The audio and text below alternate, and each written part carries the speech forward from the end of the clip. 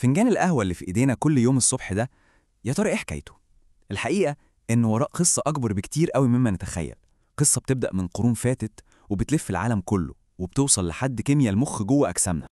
الكاتبة دعاء العدلي هنا بتوصف لحظة أغلبنا لو مش كلنا بنعيشها. الإحساس ده مألوف جدا، مش كده؟ اللحظة الأولى في اليوم اللي العقل فيها لسه بيبدأ يفوق، والجسم بيتحرك كأنه التيار آلي في اتجاه واحد بس، اتجاه ريحة القهوة. طيب تخيلوا كده لو الطقس اليومي البسيط ده هو في الحقيقة بوابة لعالم تاني خالص، عالم بيربطنا بتاريخ عمره قرون وبثقافات مختلفة من كل حتة في الدنيا، وكمان بالعلم المدهش اللي بيفسر إزاي مخنا بيشتغل. طيب، يلا بينا نبدأ الرحلة دي، رحلة حبة البن نفسها، من أول ما كانت مجرد أسطورة عن معزة بترقص لحد ما بقت ظاهرة عالمية موجودة في كل بيت تقريبا. الحكاية بتبدأ في إثيوبيا مع أسطورة راعي غنم اسمه خالدي. خالدي لاحظ حاجة غريبة قوي، إن المعيز بتاعته بعد ما أكلت من توت أحمر غريب كده بقت نشيطة وبتتنطط ومش بتنام بالليل. التوت ده كان هو بداية كل حاجة، كان هو حبوب البن. ومن إثيوبيا القصة بتتحرك. في القرن ال15 الرهبان الصوفيين في اليمن كانوا أول ناس يزرعوها عشان تساعدهم يفضلوا صحيين للعبادة. سنة 1554 اتفتح أول مقهى مسجل في التاريخ في اسطنبول، وبعدين في القرن ال17 نطت لأوروبا عن طريق ميناء المخ اليمني، أيوة اللي اسم موكا جه منه، لحد ما وصلنا للقرن العشرين وبداية ثقافة القهوة الحديثة اللي احنا عايشينها.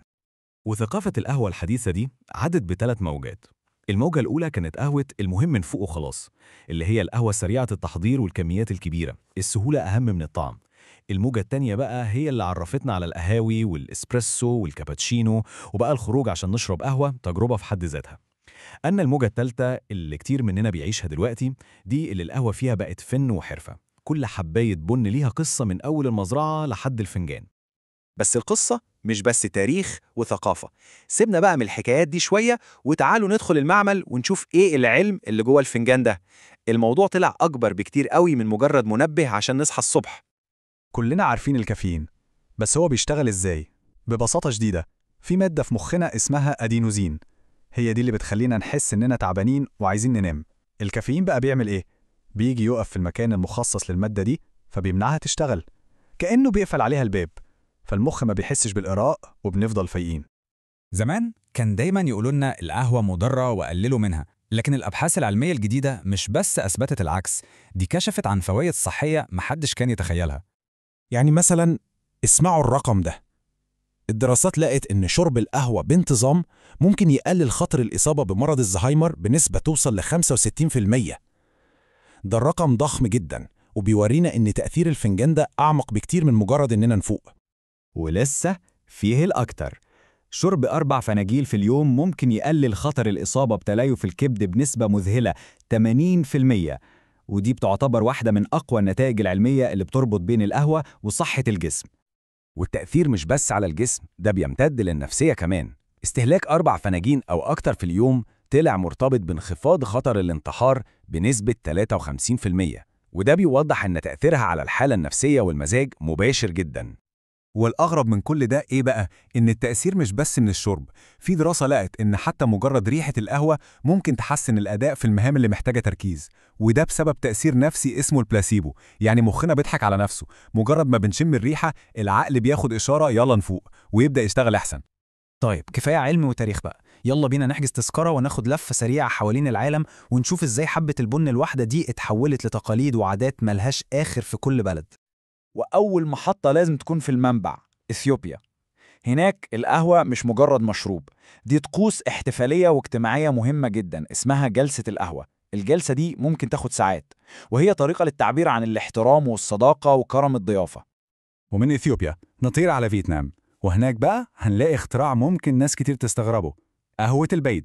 أيوة زي ما سمعتوا كده، بيخلطوا صفار البيض مع الحليب المكثف والسكر لحد ما يعملوا كريمة غنية ويحطوها فوق القهوة. النتيجة بتكون مشروب حلو وتقيل أقرب للتحلية منه للقهوة.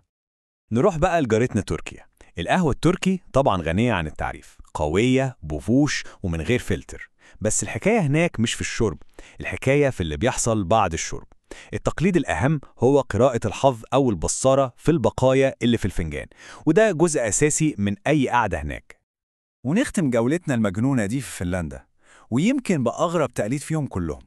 هناك عندهم حاجة اسمها كافيوست. الموضوع ببساطة قهوة بالجبنة. بيحطوا مكعبات جبنة في الفنجان ويصبوا عليها القهوة السخنة. غريب، بس هما بيستمتعوا بيها جدا. طيب بعد اللفة دي كلها من إثيوبيا لفيتنام لتركيا وفنلندا، إيه العامل المشترك؟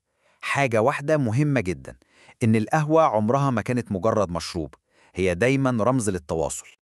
ونرجع تاني لكلام دعاء العدلي اللي بيلخص المعنى ده كله.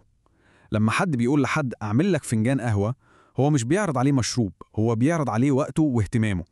دي لفتة تقدير عميقة جدا من غير ولا كلمة. هي دي لغة القهوة، لغة عالمية مش محتاجة ترجمة. بتتكلم عن كرم الضيافة، وبتكون دعوة للكلام والحوار وخلق لحظة هدوء في يوم سريع وزحمة. هي تجربة مشتركة بتقوي العلاقات بين الناس. في المرة الجاية وإحنا ماسكين فنجان القهوة الدافي في إيدينا، خلينا نفكر للحظة. يا ترى إيه الحكاية اللي الفنجان ده بيحكيها؟